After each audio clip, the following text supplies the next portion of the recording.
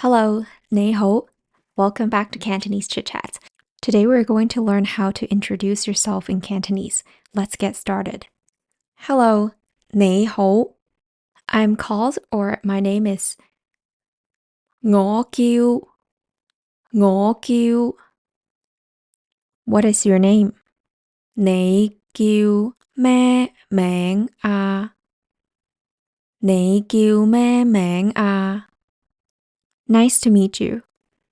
好高興認識你啊！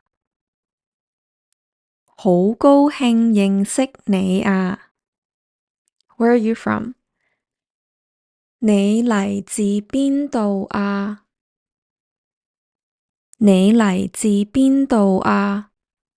I am from 我嚟自 I am from Canada. 我嚟自加拿大。我嚟自加拿大。I'm from Hong Kong. 我嚟自香港。我嚟自香港。I'm from the UK. 我嚟自英國。我嚟自英國。I'm from America. 我嚟自美國。我嚟自美國。Where do you live? 你住喺邊度啊？你住喺邊度啊？ I live in 我住喺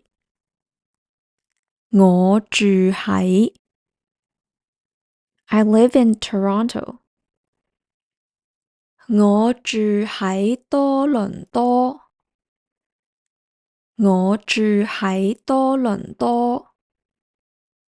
I live in London. 我住喺倫敦。我住喺倫敦。I live in New York. 我住喺紐約。我住喺紐約。I am a teacher. 我係一個老師。我係一個老師。I am a student. 我係一個學生。我係一個學生。I can speak a little Cantonese. 我識講少少廣東話。我識講少少廣東話。I don't speak Cantonese. 我唔識講廣東話。我唔識講廣東話。Do you speak English? 你識唔識講英文啊？你識唔識講英文啊？ I can speak English. 我識講英文。我識講英文。I can speak French. 我識講法文。我識講法文。I am learning Cantonese. 我學緊廣東話。我學緊廣東話。